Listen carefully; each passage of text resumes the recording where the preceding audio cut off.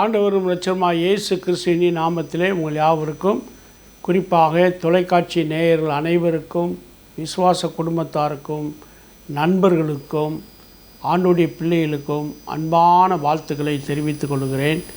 இந்திய சுவிசேஷ திருச்சபை பறந்து விரிந்து இந்தியா முழுவதும் அதிகமான ஊழியத்தை செய்து கொண்டிருக்கிற ஒரு நல்ல ஸ்தாபனம். 10,000க்கு மேலான சபைகளை இந்தியா முழுவதும் நிறுவி இருக்கிறோம். இதனுடைய ஸ்தாபகர் தந்தை பேராயர் most reverend doctor Ezra Sargunam. அவருடைய சீரிய முயற்சி, ஆண்டவருடைய அழைப்பு, அவருடைய அர்ப்பணிப்பு இந்த விதத்தில் ஈசியை கடந்த 68 ஆண்டுகளிலே ஒரு மேலோங்கி வளரச் செய்து ஆண்டவர் ஆசீர்வாதமாய் நடத்தி வருகிறார். ஒவ்வொரு ஆண்டும் ஈசியிலே விடுமுறை வேதாம பள்ளிகள் நடத்த வேண்டிய எல்லா சபைகளிலும் அதற்கு பயிற்சியை நாங்கள் கொடுக்கிறோம். இந்த ஆண்டு விடுமுறை வேதாம பள்ளிக்காக எடுத்துக்கொள்ளப்பட்ட வேத பகுதி அப்போஸ்தலர் 13:22. பின்பு அவர் சவுலை தள்ளி தாவீதை அவளுக்கு ராஜாவாக ஏற்படுத்தி, ஈசாயின் குமாரனாகிய தாவீதை என் இதயத்துக்கு ஏற்றவனாக கண்டேன், எனக்கு சித்தமானவெல்லாம் அவன் செய்வான் என்று அவனை குறித்து சாட்சி கொடுத்தான். பவுலடியார் சொல்லுகிறார், தாவீது ராஜாவை குறித்து ஆண்டவர் சொன்ன உண்மையான வார்த்தை, என் தாவீது என் இதயத்துக்கு ஏற்றவனாய் கண்டேன். I found David after my own heart.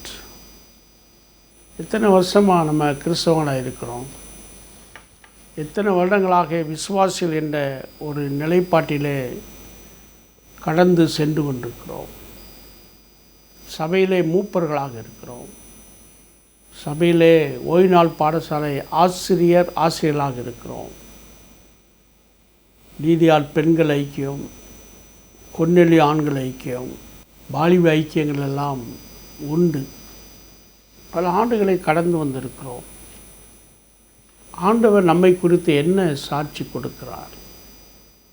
சபையின் போதகர் நம்மை குறித்து என்ன சாட்சி கொடுக்கிறார்? தாவீது ஒரு மேய்ப்பனாக இருந்து ராஜாவாக அபிஷேகம் பண்ணப்பட்டு சவுலோடு அவன் மரணபரியந்தம் போராடி இந்த ராஜ சிம்மாசனத்தில் உட்கார்வதற்கு காரணம் ஆண்டவரே கொடுத்த சாட்சி. தாவீது என் இருதயத்துக்கு ஏற்றவனாக நான் கண்டேன். நம்முடைய சாட்சி என்ன? திருச்சபைகளிலும் ஸ்தாபனங்களிலும் நம்முடைய சாட்சிகள் எப்படியாக இருக்கிறது? தாவீதை ஆண்டவர் அப்படி சொல்வதற்கான தாவீதுடைய விசுவாசம் என்று சொல்லி நாம் பார்க்கிறோம். 1 சாமுவேல் 17:47 இந்த விதமாக வாசிக்கிறோம். கர்த்தர் பட்டயத்தினாலும் ஈட்டினாலும் ரட்சிக்கிறல்ல என்று இந்த ஜனக்கூட்டமெல்லாம் அறிந்து கொள்ளும். யுத்தம் கர்த்தருடையது, அவர் உங்களை எங்கள் கையில் ஒப்பு கொடுப்பான் என்றார். தாவீதுடைய விசுவாசமுள்ள ஒரு அறிக்கை. யெகோவாகிய தேவன் மீது தாவீது கொண்டிருந்த நன்மை. கோலியாத்து இஸ்ரவேல் ஜனங்களை பயமுறுத்தி சவுல் ராஜா முதற்கொண்டு அங்கே நடுங்கி திகைத்த போது சின்ன பையனாக தாவீது உள்ளே அந்த சீனில் என்ட்ராகி, நான் கோலியாத்தை கொள்ளுகிறேன் என்று ராஜாவிடத்திலே பெர்மிஷன் போடுறான்.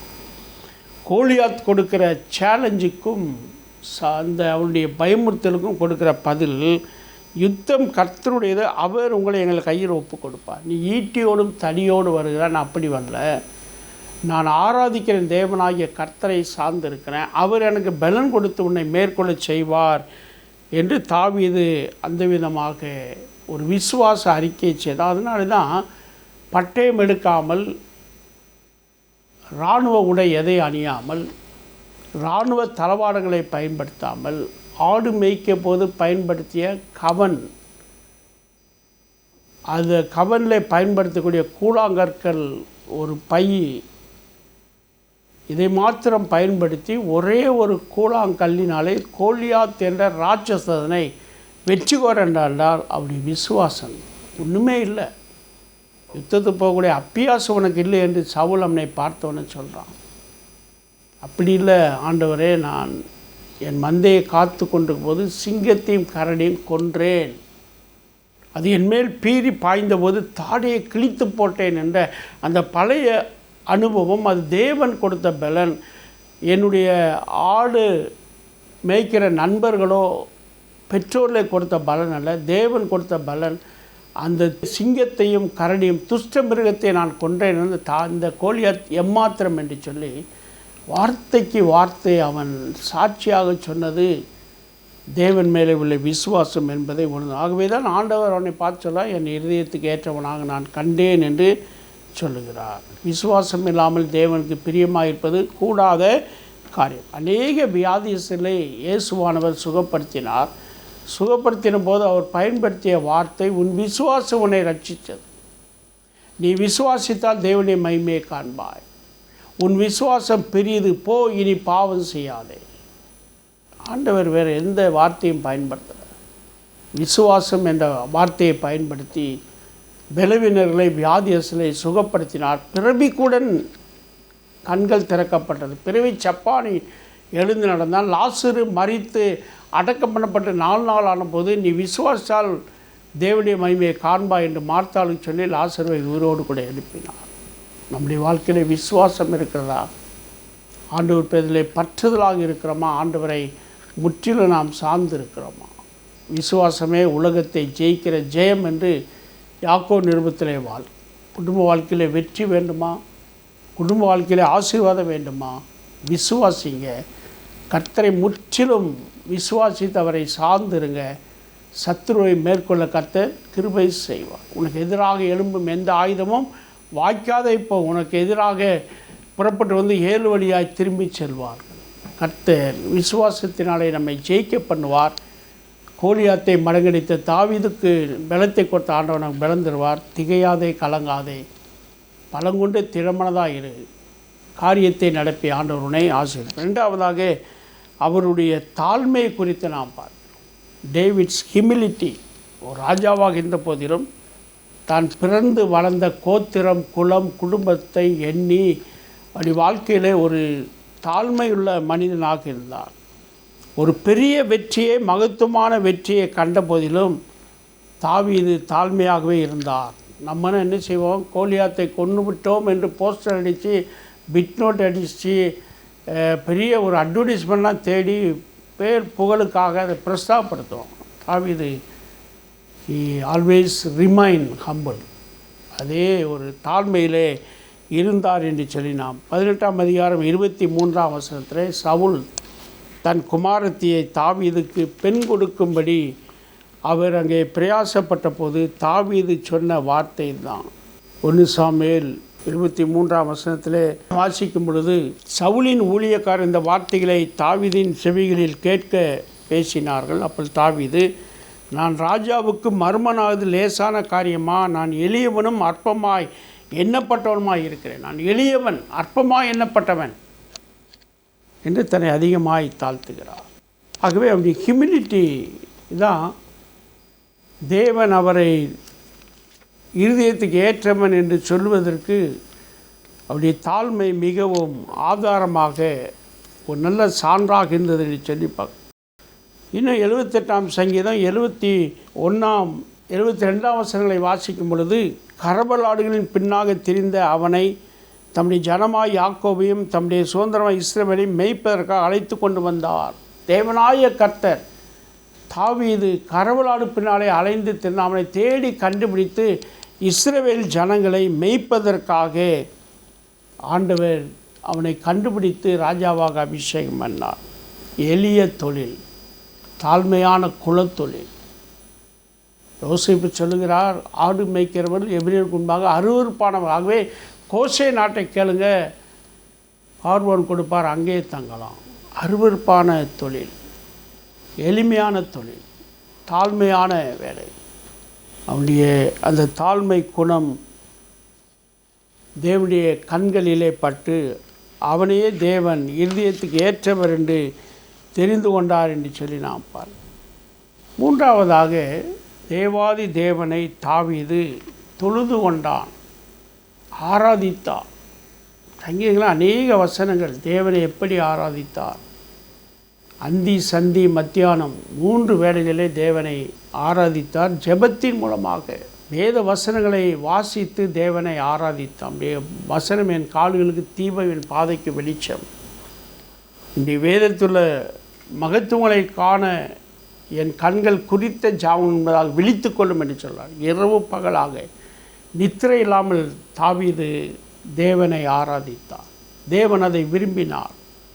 பச்சைபாலத்திலே பாவத்துக்கு உட்பட்ட போது அவர் தேவனை ஆராதிப்பதை நிறுத்திவிடாதபடி 32ஆம் சங்கீதம் 1-2 வசனத்திலே வாசிக்கிறோம். எவனுடைய மீறுதல் மன்னிக்கப்பட்டதோ, எவனுடைய பாவம் மூடப்பட்டதோ பாக்கியவான், எவனுடைய ஆவியில் கபடமில்லாது இருக்குதோ என்று அங்கே தன்னுடைய பாவ அறிக்கை ஜெபத்தை ஏறெடுத்து ஆண்டவரை ஆராதித்தார்.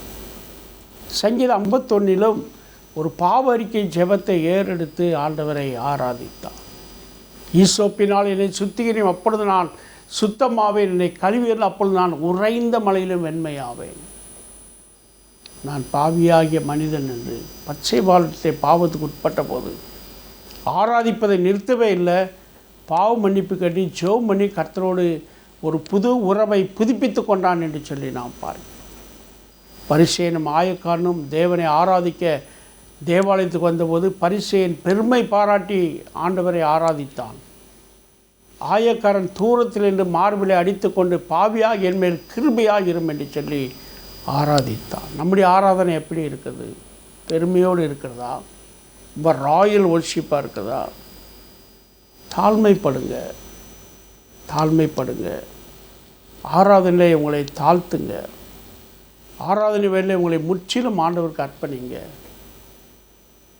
அதாவது அவர் சிலுவையில் மரண பரியந்தம் தம்மை தாமே தாழ்த்தி பிதாவாகி தேவனுக்கு ஒப்பு கொடுத்தார். ஆகவே அவர் எல்லாவற்றுக்கும் மேலே உயர்த்தப்பட்டார் என்று பிலிப்பியர் 2ஆம் அதிகாரம் 9-10 வசனங்களை வாசிக்கிறோம். இயேசு கிறிஸ்து உயர்த்தப்பட்ட காரணம் அவர் தம்மை தாழ்த்தினார். தாழ்மையோடு பிதாவினிடத்திலே தான் அவரும் ஆராதனை செய்தார். அற்புதங்களை செய்து கொள்வதாக பிதாவை நோக்கி வானத்துக்கு நேராக கண்களை எடுத்து பிதாவாகி தேவனை ஆராதித்து அங்கே அவர் காரியங்களை நடப்பித்தார், அற்புதங்களை செய்தார். கெத்செமனே தோட்டத்தில் சிலுவைக்கு செல்வது கொள்வதாக மூங்குப்புற விழுந்து தேவாதி தேவனை ஆராதித்தார். வேர்வையில் இரத்தமாக வந்தது. தேவனிடத்திலே மன்றாடினார், ஆராதித்தார். சிலுவைக்கு போகிறேன், உங்களுக்கு சித்தமானால் நடத்தும், இல்லை என்றால் நான் அதை ஏற்றுக்கொள்கின்ற ஆராதனையை முழங்கினார். உயிர்த்தெழுந்த அன்பின் ஆண்டவராய் இயேசு கிறிஸ்து சீஷர்களோடு கூட தேவனை ஆராதித்தார். பூட்டி இந்த வீட்டுக்குள்ளே பிரவேசம் உங்களுக்கு சமாதானம் என்றார். சமாதானத்தின் தேவன், சமாதான கர்த்தர். எல்லா சூழலிலும் தேவனை பிதாவாகி தேவனை ஆராதித்து ஊழியங்களை செய்தார். அதுபோல் தாவீதும் ஆராதித்தார். 32ஆம் சங்கீதம் 51ஆம் சங்கீதம் ஒரு நல்ல பாடல், பாவரிக்கையின் பாடல், எல்லாவற்றுக்கும் மேலே தேவனை ஆராதிக்கிற பாடல். நறுங்குண்ட இதயத்தினர் புறக்கணியர் என்று சொல்லி தேவனை ஆராதித்ததை நாம் அங்கே வாசிக்கிறோம். என்னிடத்திலிருந்து உடைய பரிசுத்த ஆவியை எடுத்துக்கொள்ளாமல் இரும் என்று சொல்லி தாவீது ஆராதிக்கிறார். அநேக காரியங்களை சொல்லிக்கொண்டே போகலாம். ஆண்டவரே என் உதடுகளை திறந்தலும், அப்பொழுது என் வாய் உமது புகழை அறிவிக்கும். 51ஆம் சங்கீதம் 15ஆம் வசனத்தில் கர்த்தரை ஆராதித்து கொண்டே இருங்க. நஷ்டத்திலும் கஷ்டத்திலும் வேதனையிலும் பாடுகளிலும் வியாதிகளிலும் பலவீனங்களிலும் குறைவிலும் கர்த்தரை ஆராதித்து கொண்டே இருங்க. கர்த்தர் உங்களை ஆசீர்வதிப்பார். தானியேல் 3 முறை தான் முன்பு செய்த வழக்கத்தின்படி எருசலேம் நேராக பலகணிகள் திறந்திருக்க ஜெபமணி கர்த்தரை ஸ்தோத்தரித்தான். எந்த சூழ்நிலையில்? மரண சாஸ்திரம் எழுதப்பட்ட சூழ்நிலை கர்த்தரை ஸ்தோத்தரித்தான், ஆராதித்தான். ஆராதிங்க, குடும்பமாக ஆராதிங்க, சபையில் போய் ஆராதிங்க, குடும்ப ஜெபத்தில் ஆராதிங்க, செல் குரூப்பில் போய் ஆராதிங்க. கர்த்தர் உங்களை அதிகமாக ஆசீர்வதிப்பார். மிஷனரி ஸ்தலங்களுக்கு புறப்பட்டு போய் அங்கே இருக்கிற அந்த ட்ரைபல் மக்களோடு சேர்ந்து கர்த்தரை ஆராதிங்க. ஒரு விசேஷ ஆராதனையாக இருக்கும். ஒரு விசேஷ அனுபவத்தை உங்கள் வாழ்க்கையில் கொண்டு வரும். அங்கே ஆண்டவர் உங்களை எழுப்புவார், எழுப்புல கொண்டு வருவார், உயிர்ப்பீச்சை தருவார். கஷ்டம் பலவீனங்கள்லாம் நீக்கப்பட்டு புது ஆரோக்கியத்தோடும் பரிசுத்தாவுடைய அபிஷேகத்தோடும் உயிர்த்தலோடும் உயிர்மீச்சோடும் இல்லத்துக்கெல்லாம் திரும்பி ஆராதிங்க. பரிசுத்த அலங்காத்துணை கர்த்தரை தொழுது கொள்ளுங்க. கர்த்தர் உங்களை அதிகமாக ஆசீர்வதிப்பார். தேவன் தாமே உங்களையும் என் இதயத்துக்கு ஏற்றவன் என்று சொல்லும்படி தாவீதுடைய இந்த 3 குணங்களை நம்முடைய வாழ்க்கையிலே கடைபிடிப்போம். தாவீதுடைய விசுவாசம் 1, 2வதாக தாவீது தன்னை தாழ்மையாக அர்ப்பணித்தார், 3வது தாவீது ஜீவனுள்ள தேவனை ஆராதித்தார். இந்த 3 காரியங்களை கடைபிடிங்க, நீங்கள் ஆசீர்வதிக்கப்படுவீர்கள். கர்த்தர் தாமே உங்கள் ஒவ்வொரு ஆசீர்வதிப்பாராக. ஆமென். பரிசுத்தமுள்ள நல்ல பிதாவே, சவுலை தள்ளி தாவீது உமது இதயத்துக்கு ஏற்றவனாக இருந்தபடினாலே அவனை தெரிந்து கொண்டேன், எடுத்து பயன்படுத்தினேன். அதற்கு காரணம் தாவீதுடைய விசுவாசம், தாவீதுடைய தாழ்மை. தாவீது யெகோவாகிய கடவுளை ஆராதித்தான். எங்களுடைய வாழ்க்கையில் இந்த சிறப்பான அம்சங்கள் எங்கள் வாழ்க்கையில் இருக்கட்டும். ஏதோ ஞாயிற்றுக்கிழமை போனோம், அட்டன் பண்ணோம், காணிக்கப்பட்டோம், வந்தோம் என்றில்லாதபடிக்கு ஜீவன தேவனை உயிரோடும் ஜீவனோடு ஆராதிக்கத்தக்கதாக இந்த நல்ல சத்தியத்தை பின்பற்ற கிருபைத்தான்.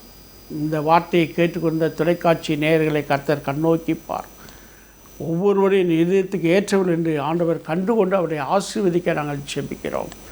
கரவலாடு பின்னாலே அலைந்து தாவீதை உயர்த்தி சிம்மாசனத்தை உட்கார வைத்தது போல உடைய ஜனங்களை ஆண்டவர் உயர்த்தி சிம்மாசனத்துக்கு ஒப்பான நல்ல நிலையிலே ஆண்டவர் ஆசீர்வதிக்கும்படியாக ஜெபிக்கிறோம். கவலையோடும் கண்ணீரோடும் வேதனையோடும் துக்கத்தோடும் துயரத்தோடும் பாடுகளோடும் வியாதியின் கொடுமையோடும் கடந்தொல்லைகளோடும் ஆண்டவரை இருக்கிற மக்கள் தேவனுடைய வார்த்தையினாலே விடுதலையாகும்படியாக ஜெபி.